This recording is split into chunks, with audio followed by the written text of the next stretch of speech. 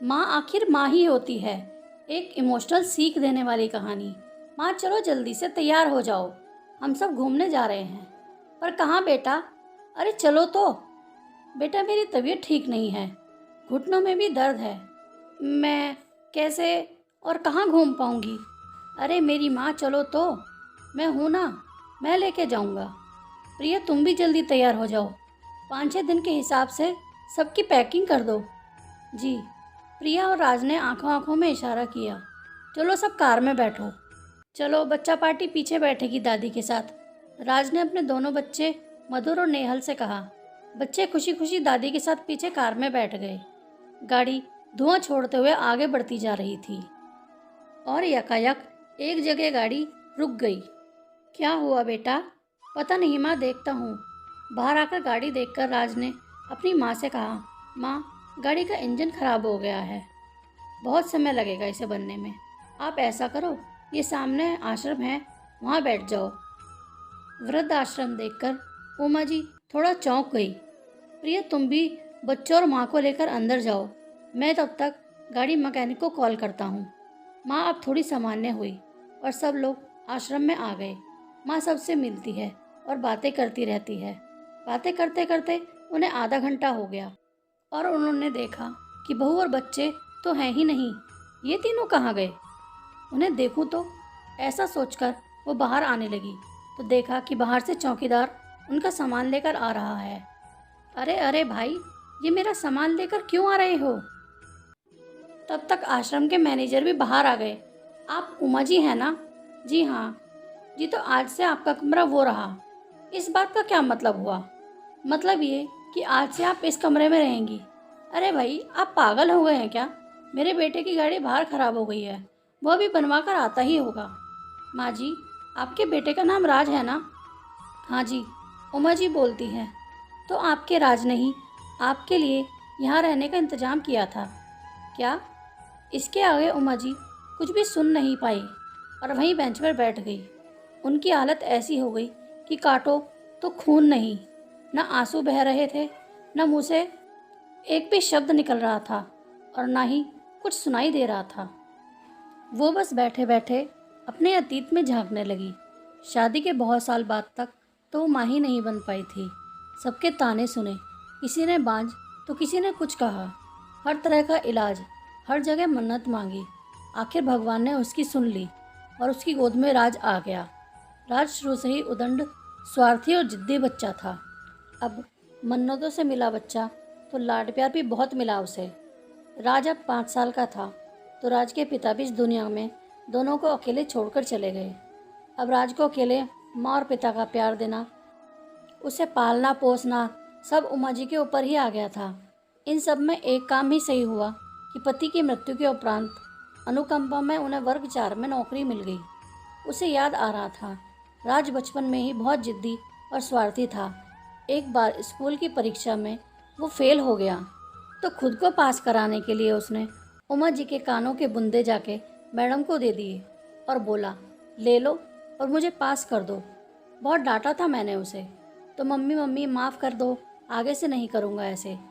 School से निकालने वाले थे उसे और मैंने हाथ पैर जोड़े, तब जाकर फिर पढ़ने दिया। एक बार मेरे सर में बहुत दर्द हो रहा था।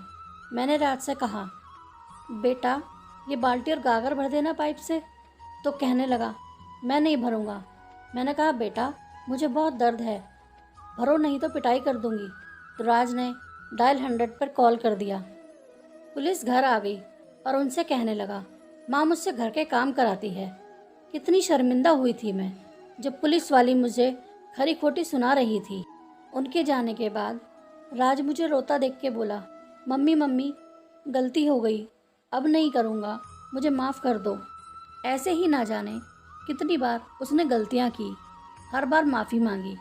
मैंने भी कभी प्यार से, कभी डांट कर, गुस्सा कर कर, समझा कर उसे बड़ा किया। उसकी किस्मत हमेशा से अच्छी रही।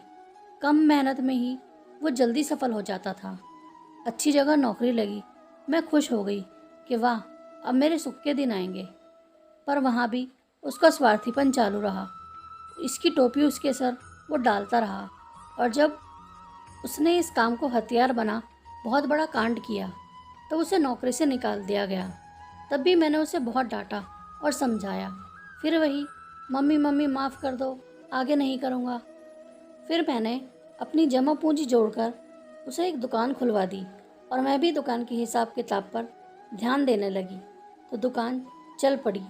मुझे लगा अब मेरा बेटा सुधर गया। कुछ दिनों बाद एक लड़की को गले में माला डाल के ले आया कि ये आपकी बहू है। उमा जी, बहू? राज, हाँ बहू। उसने मुझसे पूछा नहीं, बस बताया। मैंने फिर भी बड़ा दिल कर कर बहू का स्वागत किया। बेटे से तो कोई उम्मीद ही नहीं थी, तो बहू से भला क्या करती।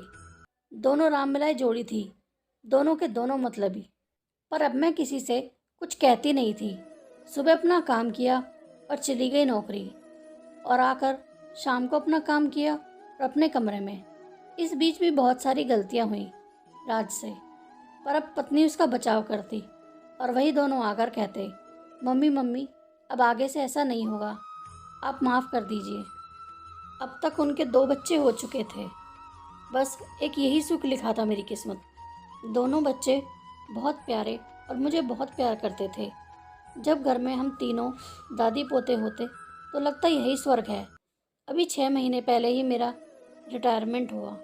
जो थोड़े बहुत पैसे मिले राज ने लेने चाहे, पर मैंने नहीं दिए क्योंकि पेंशन आनी नहीं थी।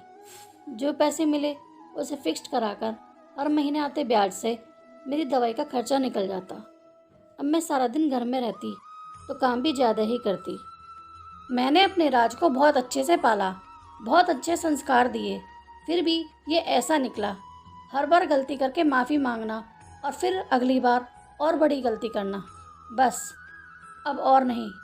कुछ सोचते हुए उमा जी वर्तमान में आई और वो अपनी आंखों से बहते आंसू को पोंछा और मैनेजर साहब से कहने लगी, सर क्या मैं एक कॉल कर सकती हूँ? हाँ जी बहन जी, बिल्कुल कर सकती हैं। हेलो इंस्पेक्टर साहब, मुझे एक शिकायत दर्ज करानी है। और कुछ ही देर में पुलिस मोबाइल नंबर को ट्रेस करके प्रिया और राज को पुलिस स्टेशन ले आई। वहाँ उमा जी को देखकर दोनों हक्के बक्के रह गए। प्रिया को जब पता चला कि उमा जी ने उनके खिलाफ शिकायत की है तो गुस्से से लाल पीली हो गई और कहने लगी, हमने तो आपको अच्छी जगह भेजा था, पर आप कहीं रहने लायक ही नहीं हैं। उमा जी ने कहा, कहीं और क्यों, मैं अपने घर में रहूँगी ना। तो प्रिया हंसते हुए बोली, कौन सा आपका घर? वो घर अब मेरे नाम है। उमा जी गुस्से में पुलिस इंस्पेक्टर से बोली, मेरी दर्ज शिकायत में धोखाधड़ी और बेईमानी का भी केस दर्ज होना चाहिए।